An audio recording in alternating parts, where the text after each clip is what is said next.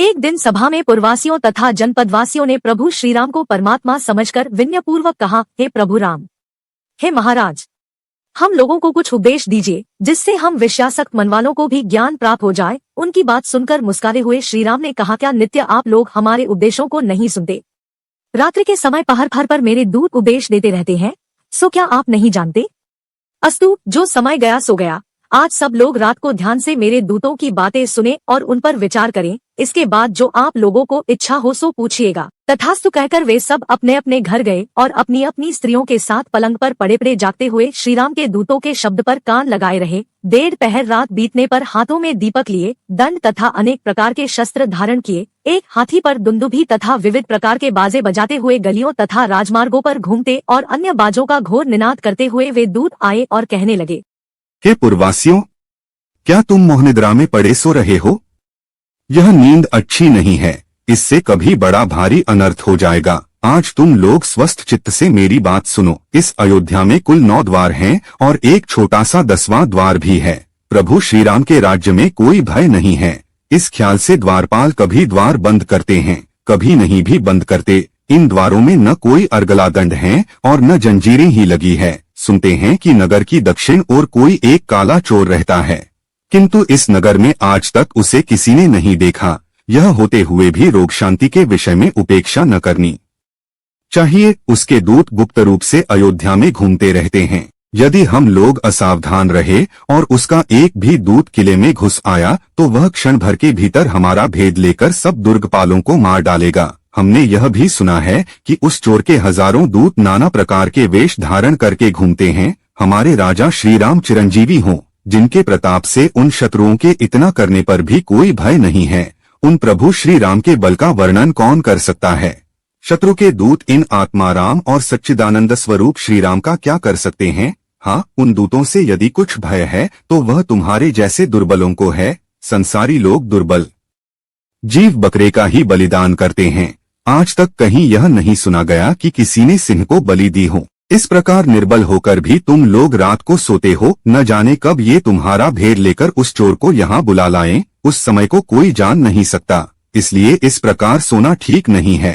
तुम सब निद्रा त्याग कर रात दिन इस पुरी में जागते रहो और अपने पास एक तीक्ष्ण खड्ग रखो। शरीर पर कवच धारण करो, हृदय में धैर्य रखो, किसी से डरो नहीं। जो इस तरह जागता है उसे इस अयोध्या में उस चोर से कोई डर नहीं है। हमारे इन हितकर वचनों को कभी भूलना मत, हे अयोध्यावासियों।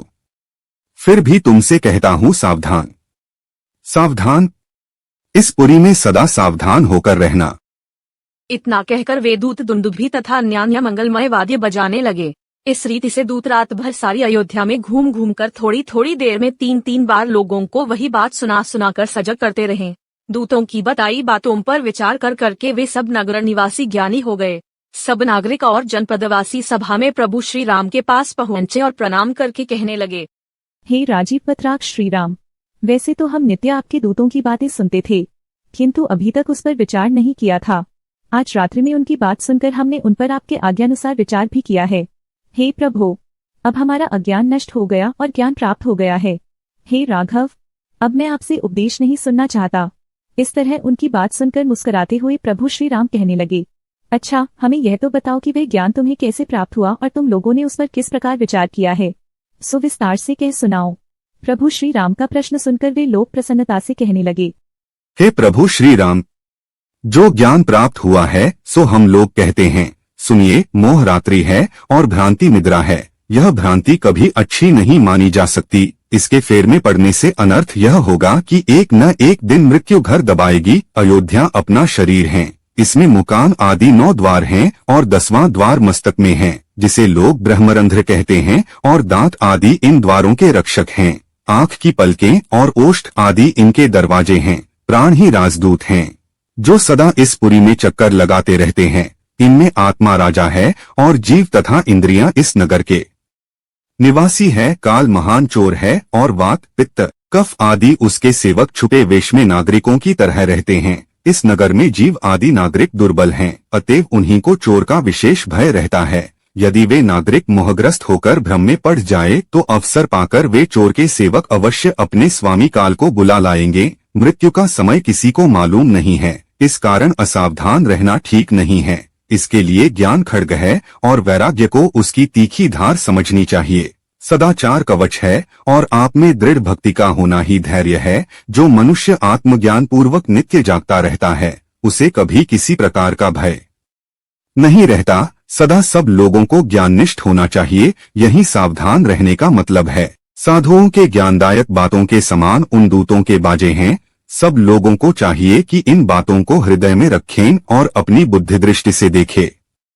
इस प्रकार हे प्रभु श्री राम, आज हमारे मोहनाश का प्रभाव आपके सामने उपस्थित है। आप ही आत्मा हैं और यह सभा आपका निवास स्थान है। आपके सामने हम जितने लोग उपस्थित हैं, सब मुक्त हो गए हैं और आपसे क्या पूछना है और क्या हमारे लिए आपको उपदेश देना है। हमारा तो यह विश्वास है कि आपके नाम कीर्तन मात्र से प्राणी मुक्त हो जाते हैं। आपके समीप पहुंचे हुए हम सब लोग मुक्त हैं, इसमें कोई संदेह नहीं है।